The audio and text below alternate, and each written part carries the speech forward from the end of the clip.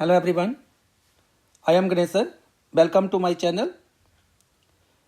In this video,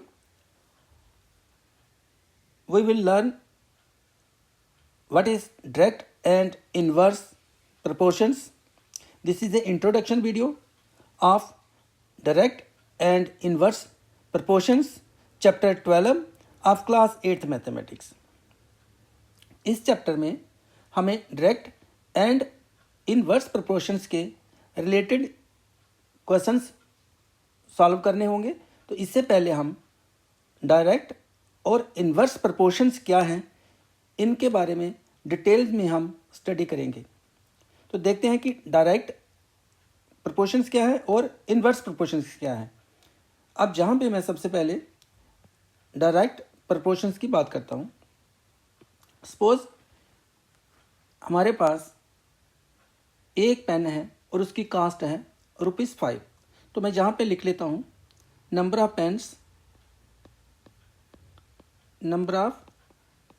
pens और इधर लिखता हूँ उसकी कास्ट इन रुपीज़ में। अगर एक पेन है तो उसकी कास्ट है ₹5। सेम टाइप का पेन होगा, अगर दो खरीदना चाहते हैं, हम दो पेन लेना चाहते हैं इसी टाइप के, तो उनकी कास्ट कितनी हो जाएगी? ₹10 हो जाएगी। अगर हम 3 पेन लेना चाहते हैं तो कास्ट कितनी हो जाएगी? 15, क्योंकि एक ₹5 का है, 2 पेन ₹10 के होंगे, 3 पेन जो है वो 15 के होंगे। अगर हम 4 पेन खरीदना चाहते हैं तो कास्ट कितनी हो जाएगी? 20। अगर हम 5 खरीदना चाहते हैं तो कास्ट कितनी हो जाएगी? 25।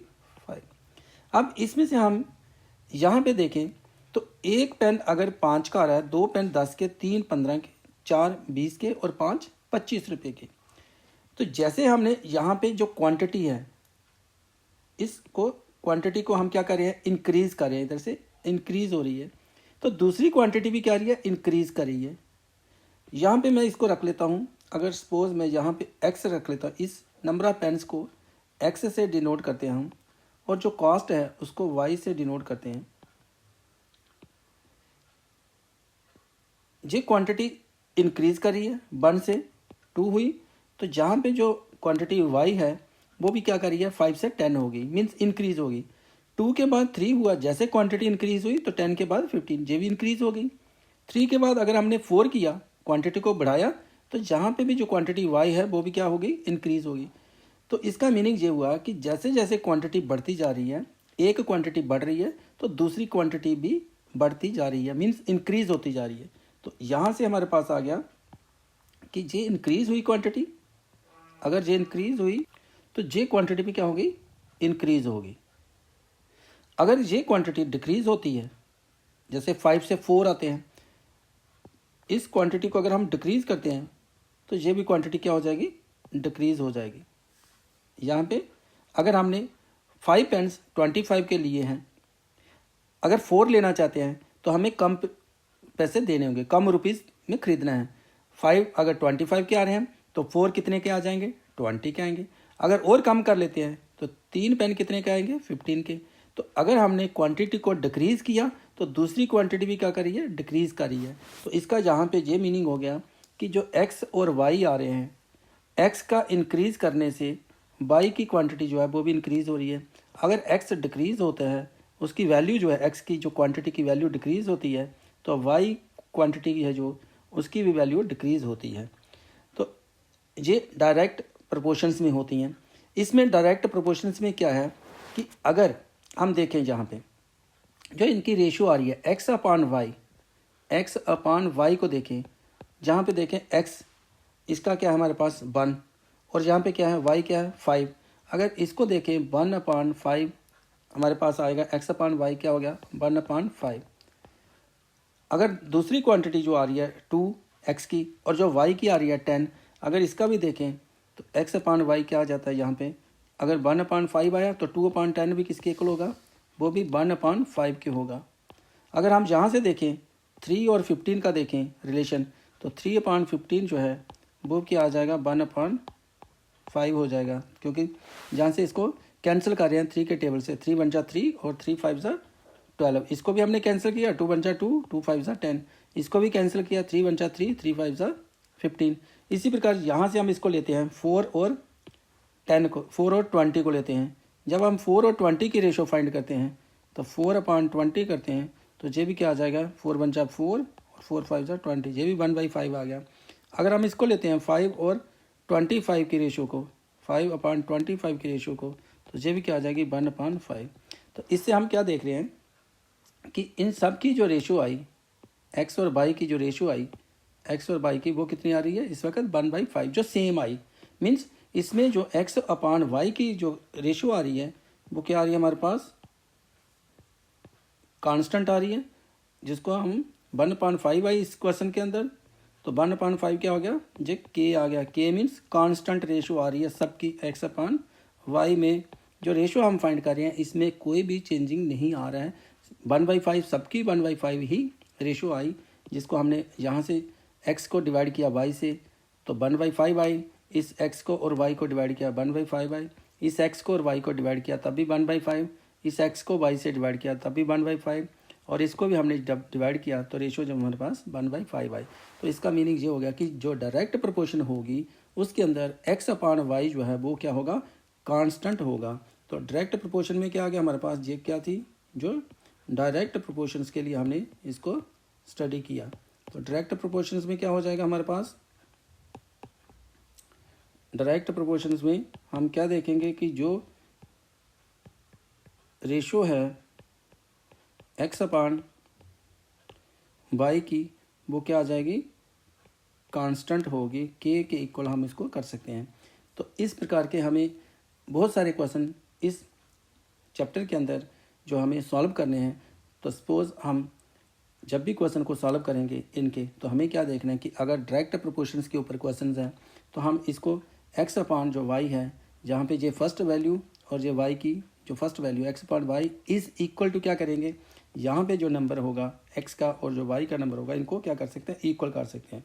इसका मीनिंग ये भी हो सकता है कि अगर ये x1 है, ये x1 लिया और ये y1 लिया, तो x1/y1 इज़ इक्वल टू किसके होगा, x2/y2। यहाँ पे अगर हम देख रहे हैं x/y, इसका में कि जो जब भी हम x/y को डिवाइड करेंगे तो हमारे पास जो रेशो होगी वो सेम रहेगी, जितने भी x/y की जो रेशोज़ होंगी वो हम डिवाइड करेंगे तो कांस्टेंट रहेंगी हमारे पास। तो करते हैं इसका, हम एक एग्जांपल लेते हैं इसको, क्वेश्चन को, कि कैसे हमें क्वेश्चन को आज सॉल्व करना होता है। जो रिलेटेड टू एक्सरसाइज के क्वेश्चन होंगे तो उनको कैसे सॉल्व करेंगे। सपोज हमारे पास कॉस्ट ऑफ 5 नोटबुक्स इज़ ₹50 है। तो हमें क्या करना, फाइंड द कॉस्ट ऑफ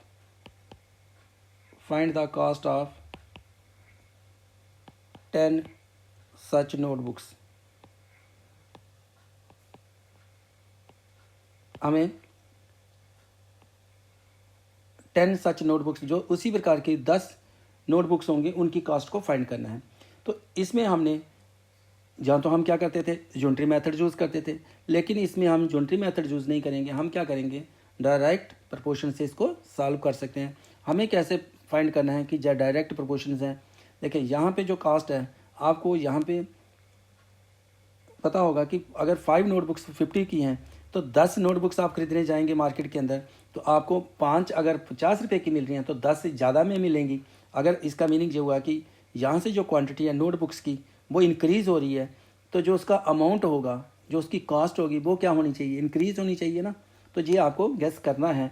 और जो आपको मार्केट में आप बहुत सारी चीज़ें खरीदने जाते हैं तो आपको पता होता है कि अगर हम एक चीज़ को लेते हैं 10 रुपये की, तो 4 लेंगे तो हमें तो ज़्यादा रुपये ही लगेंगे। तो मीन्स जैसे आपने क्वांटिटी बढ़ाई तो आपका जो अमाउंट है, जो कास्ट है, वो भी क्या होगी, इंक्रीज़ होगी। तो इसको हम ये डायरेक्ट प्रोपोर्शन से इसको सॉल्व करेंगे। तो यहाँ पे हम लिख लेते हैं इसका, यहाँ पे लिखते हैं नंबर ऑफ़, इसको सॉल्व करेंगे तो हम इस प्रकार से करेंगे, नंबर ऑफ़ नोटबुक्स, इधर लिख लेंगे हम नंबर ऑफ़ नोटबुक्स, और इधर लिख लेंगे उनकी कॉस्ट इन रुपीज़ में।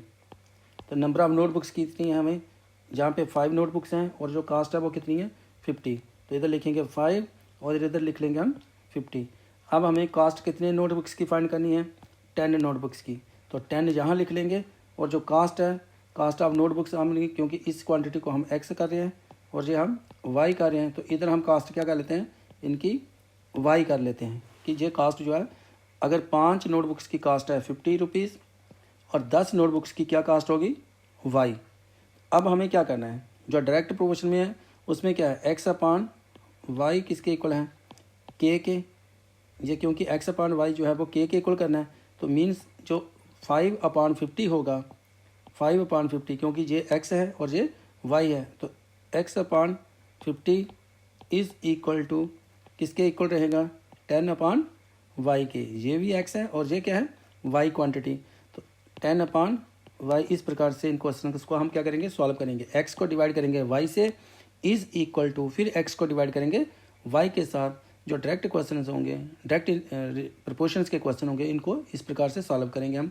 x divided by y is equal to x divided by y, जो क्वांटिटी होगी उनको हम इक्वल कर लेंगे। अब जहाँ से हम क्या करेंगे, इसको क्रॉस मल्टीप्लाई कर लेंगे, यहाँ से इसको क्रॉस मल्टीप्लाई करेंगे। 5y इज़ इक्वल टू कितना आ जाएगा, 500। तो इसका करेंगे 5y is equal to 50 into क्या हो जाएगा, 10। तो y की कास्ट फाइंड करने के लिए 50 into 10 divided by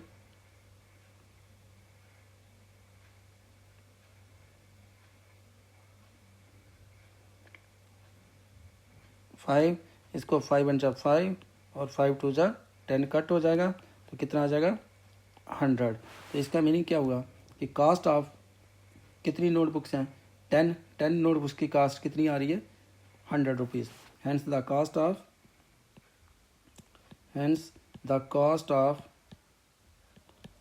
10 notebooks is equal to rupees कितनी आ गई, 100 आ गई। तो ये था डायरेक्ट प्रपोर्शंस को क्वेश्चन सॉल्व करने का जो मेथड, इस प्रकार से आप इनको सॉल्व करेंगे। यहाँ पे हमने 10 नोटबुक्स की कास्ट को फाइंड करना था। 5 की अगर 50 है तो, और आपको पता है कि अगर 5 50 रुपये की हैं तो 10 कितने की होंगी, 10 तो 100 की होंगी। तो ये मेथड आप इसको अप्लाई करेंगे जब ऐसे क्वेश्चंस आपको डायरेक्ट प्रपोर्शंस के आएंगे। तो नेक्स्ट हम करेंगे इन्वर्स प्रपोर्शंस का। तो करते हैं हम इन्वर्स प्रपोर्शंस के लिए। तो इन्वर्स प्रपोर्शंस में क्या होगा, इन्वर्स प्रपोर्शंस में हमें किस प्रकार से इसको चेक करना है कि ये इन्वर्स प्रपोर्शंस हैं और कैसे इनके क्वेश्चंस को सॉल्व करना है। तो पहले हम समझते हैं कि इन्वर्स प्रपोर्शंस क्या है। देखें, इसके लिए मैं एक आपको सिंपल सी एग्जांपल लेता हूँ कि मान लेते हैं कि किसी क्लास में 50 स्टूडेंट्स हैं और उनको हमने एप्पल्स डिस्ट्रीब्यूट करने हैं और हमारे पास एप्पल्स भी कितने हैं, 50 हैं। नंबर ऑफ़ स्टूडेंट्स हैं 50। हम इसको ऐसे समझते हैं, नंबर ऑफ़ स्टूडेंट्स हमारे पास 50 हैं। तो जो एप्पल्स हैं 50 स्टूडेंट्स हैं, जो स्टूडेंट्स हैं वो हमारे पास है नंबर ऑफ़ स्टूडेंट्स 50, और जो नंबर ऑफ़ एप्पल्स हैं वो भी हमारे पास कितने हैं, 50 ही हैं। अब इनको क्या करना चाहते हैं, हम डिस्ट्रीब्यूट करना चाहते हैं कि देना चाहते हैं, बांट देना चाहते हैं बच्चों के अंदर। अगर 50 बच्चे हैं क्लास में, किसी भी क्लास में 50 बच्चे हैं अगर प्रेजेंट, तो हम उनको एप्पल्स देना चाहते हैं। जो हमारे पास 50 एप्पल हैं तो कितने कितने आएंगे, एक बच्चे को एक एप्पल आ जाएगा। तो जहाँ पे आ जाएगा जो number of apples each student gate, उसको कितने एप्पल मिलेंगे, एक बच्चे को कितने एप्पल मिलेंगे, एक ही मिलेगा क्योंकि 50 बच्चे हैं तो 50 ही हमारे पास एप्पल्स हैं, तो हर एक बच्चे को एक एप्पल मिल जाएगा। अब मान लेते हैं कि 50 बच्चे नहीं हैं क्लास में, एप्पल्स 50 ही हैं। अब बच्चे हमारे पास हैं 25। अब एक बच्चे को कितने एप्पल्स मिल जाएंगे, 2 एप्पल्स मिल जाएंगे क्योंकि 50 एप्पल हमने डिस्ट्रीब्यूट करने हैं। हमारे पास जो एप्पल्स हैं वो 50 हैं, पहले स्टूडेंट्स थे 50, तो उनको एक एक एप्पल मिला। अब स्ट्रेंथ जो है वो कम हो जाती है, 25 की स्ट्रेंथ रह जाती है। तो वही एप्पल 50 हमें डिस्ट्रीब्यूट करने हैं, तो उनको हर एक को 2-2 एप्पल्स मिल जाएंगे। अगर स्ट्रेंथ कम होती है और कम कर देते हैं हम, क्लास में मान लेते हैं 10 बच्चे रह जाते हैं, तो हर एक बच्चे को कितने एप्पल्स मिल जाएंगे? 5 एप्पल्स मिलेंगे। अगर स्टूडेंट्स 5 रहते हैं क्लास के अंदर, तो हर एक बच्चे को कितने कितने एप्पल मिलेंगे? 10 एप्पल मिलेंगे। और इस केस के अंदर क्या हो रहा है कि अगर यहाँ से हम ये क्वांटिटी जो है वो x लेते हैं, इस क्वांटिटी को x कंसिडर करते हैं, और ये जो है y लेते हैं, तो जैसे यहाँ से x की वैल्यू जो है, जो क्वांटिटी x है, ये क्या हो रही है, यहाँ पे x की क्वांटिटी डिक्रीज़ कर रही है। ये वैल्यू क्या कर रही है? डिक्रीज़ कर रही है। x की जो वैल्यूज़ हैं इस वक्त ये डिक्रीज़ कर रही हैं। तो इस तरफ क्या हो रहा है, जो y की क्वांटिटी है, जो y की वैल्यूज़ आ रही हैं वो क्या कर रही हैं? इंक्रीज़ कर रही हैं। ये डिक्रीज़ कर रही है और ये क्या कर रही है? इंक्रीज़ कर रही है। यहाँ से ये इंक्रीज़ हो रही है। इसमें ऐसा हो रहा है कि जैसे 50 थे हमारे पास, तो हर एक को एक एक मिला। जैसे 25 हो गए तो 2 हो गए, 2-2 एप्पल्स। 50 से हम 25 आए, डिक्रीज़ किया, लेकिन इधर क्या हो गया? इंक्रीज़ हो गया। ये इसका इन्वर्स हो रहा है कि क्वांटिटी, जैसे हम क्वांटिटी को डिक्रीज़ करते हैं तो दूसरी क्वांटिटी, जो पहली क्वांटिटी को डिक्रीज़ करते हैं तो दूसरी क्वांटिटी क्या हो जाती है? इंक्रीज़ हो जाती है। अगर हम ऐसा देखें कि अगर क्वांटिटी को हम इंक्रीज़ करते हैं, अगर क्वांटिटी को हम इंक्रीज़ करते हैं 5 से 10, फिर 25, तो जहाँ पे क्या हो जाता है? ये डिक्रीज़ हो जाना शुरू हो जाती है। 5 बच्चे थे तो 10 एप्पल्स मिले। जब 10 बच्चे थे क्लास में तो उनको 5 मिले। इधर जैसे हमने क्वांटिटी को इंक्रीज़ किया तो ये क्वांटिटी क्या हो गई? डिक्रीज़ होना शुरू हो गई। तो जहाँ पे ये इंक्रीज़ हुई तो इस तरफ क्या हो गई? डिक्रीज़ होना शुरू हो गई। तो इन्वर्स प्रोपोर्शंस के अंदर क्या रहता है कि जो एक क्वांटिटी x और y है, एक क्वांटिटी को इंक्रीज़ करने से जो दूसरी क्वांटिटी है वो क्या कर जाती है? डिक्रीज़ कर जाती है। अगर हम इसको डिक्रीज़ करवाते हैं, x की क्वांटिटी जो है उसकी वैल्यूज़, जो क्वांटिटीज़ आती हैं, अगर वो डिक्रीज़ होती हैं तो y जो है वो क्या करना शुरू करता है? इंक्रीज़ हो जाता है। और इसमें अगर हम देखें, इसके अंदर जो x और y की मल्टीप्लाई है, x और y की, वो जहाँ पे कांस्टेंट रह रही है। जैसे यहाँ पे हम करें अगर 50 × 1, तो 50 × 1 क्या आ जाता है हमारे पास? 50। फिर हम इसको देखें, अगर 25 × 2 को करते हैं तो 25 × 2 भी कितना आ जाता है? 50 आ जाता है। अगर हम 10 × 5 को करते हैं तो 10 × 5 भी क्या आ जाता है? 50 आता है। अगर हम इसको 5 × 10 को करते हैं, 5 × 10, तो ये भी 50 आता है। तो ये कांस्टेंट कब आ रहा है? जब हम x और y को मल्टीप्लाई करें। मीन्स जहाँ पे इन्वर्स प्रोपोर्शन में क्या हो रहा है? x और y जो है वो k के इक्वल आ रही है। जो k है ये कांस्टेंट है कि x और y की मल्टीप्लाइकेशन करें तो कांस्टेंट है। तो ये हमारे पास इन्वर्स प्रोपोर्शंस होगा कि एक क्वांटिटी डिक्रीज़ करने से दूसरी क्वांटिटी इंक्रीज़ करे, या एक क्वांटिटी का इंक्रीज़ करने से दूसरी क्वांटिटी डिक्रीज़ करे, तो ये होती है इन्वर्स प्रोपोर्शंस। अब मुझे पूरी उम्मीद है कि आपको डायरेक्ट प्रोपोर्शंस और इन्वर्स प्रोपोर्शंस के बारे में जो है कोई डाउट्स नहीं होगा, कि अब इसको हम ऐसा समझ सकते हैं कि जब भी हमें इन्वर्स प्रोपोर्शंस के क्वेश्चन को सॉल्व करना होगा तो हम क्या करेंगे? x × y is equal to k use करेंगे। इसमें ऐसा होगा इन क्वेश्चंस के अंदर कि यहाँ पे ये x और ये y, इसकी मल्टीप्लिकेशन किसके इक्वल होगी? यहाँ पे ये जो नेक्स्ट क्वांटिटी होगी और इधर से जो y की नेक्स्ट क्वांटिटी होगी, इन दोनों की मल्टीप्लाई करनी है, इज़ इक्वल टू इन दोनों की मल्टीप्लाई करनी है। तो हमारे पास जो है इनके जो क्वेश्चंस होंगे वो हम इनको अच्छे तरीके से सॉल्व कर सकते हैं। जैसे मैं यहाँ पे एक क्वेश्चन लेता हूँ, इसके रिलेटेड कि जो इन्वर्स प्रोपोर्शंस के क्वेश्चन को हम कैसे सॉल्व कर सकते हैं।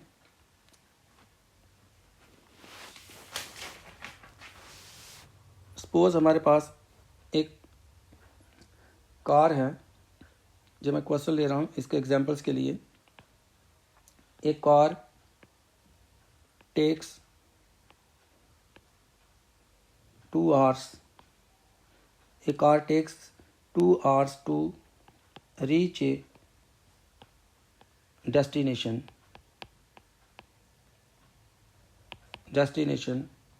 while traveling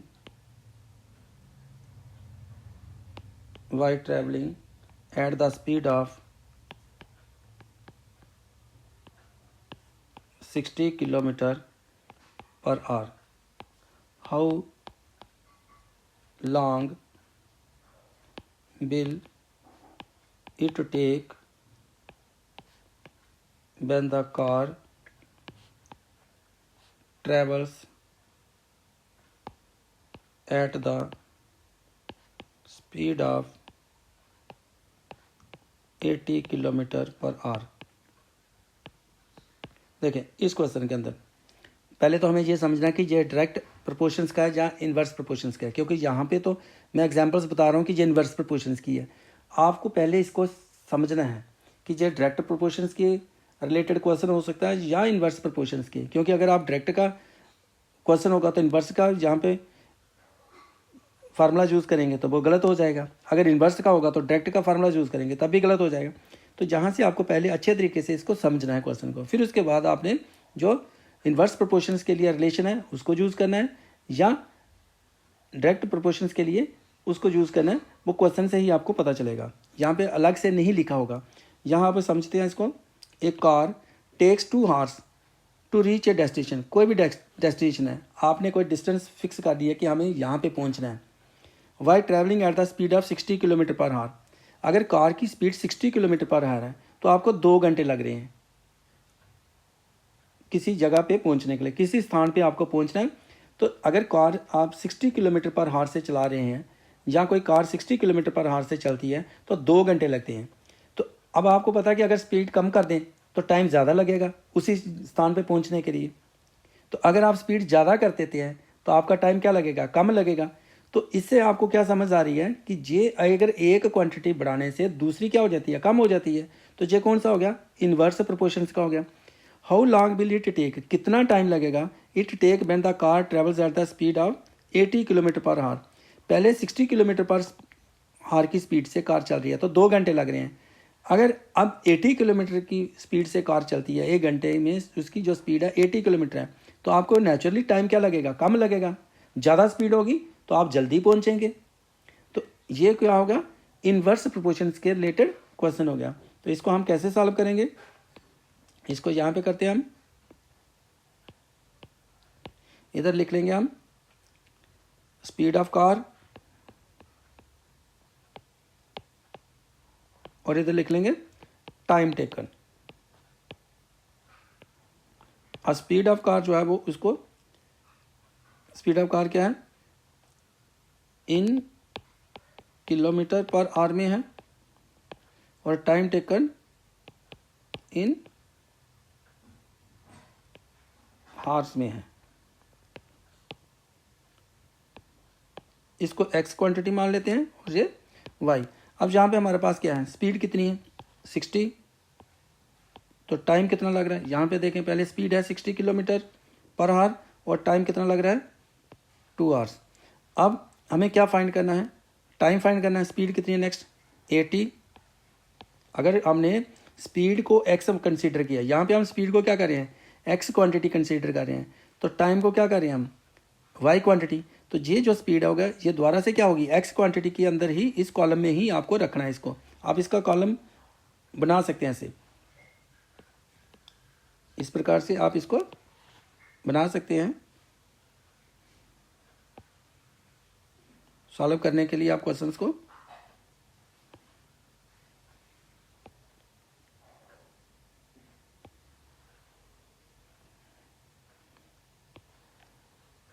अब यहाँ से आपके पास आ गया, जो स्पीड थी वो 60 किलोमीटर थी, तो टाइम कितना लगा, 2 घंटे। अब स्पीड कितनी है, 80 किलोमीटर है, तो टाइम कितना लगेगा आपको जहाँ पे फाइंड करना है। सपोज जहाँ पे टाइम आपको मालूम नहीं, आप इसको कोई भी नाम दे देते हैं, y2 दे देते हैं, क्योंकि जब नंबर 2 पे आ रही है, जब y1 हो गया, जे y2 हो गया। अब आप इसको फाइंड करना चाहते हैं कि जे कितना टाइम है, क्योंकि y क्वांटिटी के अंदर है तो y रख लें, अगर x के अंदर है तो x रख लें। इस अगर यहाँ से कोई चीज़ फाइंड करनी होती है x1 कर लेते, ये फाइंड करना x2 कर लेते, इसको फाइंड करना y1 कर लो, इसको फाइंड करना y2 कर लो। जी आपकी चॉइस के ऊपर डिपेंड करेगा आप इसको क्या लिख रहे हैं। अब ये इन्वर्स प्रोपोर्शन का केस आ गया, तो इसमें हमें क्या करना है, this is a case of inverse proportions है।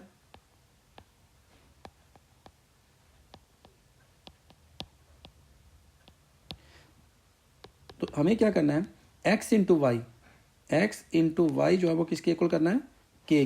तो हम इसको ऐसा करेंगे, 60 इंटू एक्स क्या हो गया जहाँ पे 60, और y क्या हो गया 2 इज इक्वल टू, फिर दोबारा से x कितना है 80 इंटू वाई क्या है y2। जी इस प्रकार से हम इन क्वेश्चन को सॉल्व करेंगे। x को किससे मल्टीप्लाई करेंगे, y के साथ, इज इक्वल टू जो दूसरी क्वांटिटीज आ रही है नंबर 2 पे, और इधर से जो नंबर 2 पे होगी उनकी भी मल्टीप्लाई करनी चाहिए, इक्वल होगा x अपॉन वाई, यहाँ से आ गया x into y is equal to x into y. अब यहाँ से हमें क्या करना है, y2 की वैल्यू फाइंड करनी है, तो 60 इंटू 2 डिवाइडेड बाई क्या आ जाएगा 80 इज इक्वल टू y2 की वैल्यू फाइंड करने के लिए, यहाँ से जो 80 होगा ये डिवाइड में चला जाएगा, तो यहाँ से ये जीरो कैंसिल हो जाएगा, 2 1 जा 2, 2 4 जा 8, 2 2 जा 4 और 2 3 जा 6। तो हमारे पास जो y2 क्या आ गया 3/2, तो 3/2 क्या होगा, इसको मिक्स फ्रैक्शन में लाएंगे 1 1/2। तो कितना टाइम लगा 1 and 1/2 hours to reach the destination. तो हेंस द टाइम टेकन कितना हो जाएगा, hence the time taken is equal to 1/2 hours. तो कितना टाइम लगेगा, तो इसमें जो स्पीड थी कार की 80 किलोमीटर थी, अब उसको कितना टाइम लगा उस जगह पे पहुंचने के लिए, कोई डेस्टिनेशन रखी है जहाँ पे जाना है, एक स्थान से दूसरे स्थान पे जाने के लिए, तो टाइम जो लगेगा अब उसको 1/2 आवर्स लगेंगे। तो ये इस प्रकार से हम जो क्वेश्चन हैं इनको सॉल्व करेंगे। तो नेक्स्ट वीडियोस के अंदर मैं आपको डायरेक्ट के और इन्वर्स प्रोपोर्शंस के जो क्वेश्चंस होंगे एक्सरसाइज के रिलेटेड उनको सॉल्व करवाऊंगा। आप चैनल को सब्सक्राइब करें, शेयर करें, लाइक करें, और नेक्स्ट क्वेश्चंस की नेक्स्ट वीडियोस को वॉच करें, और जो चैनल के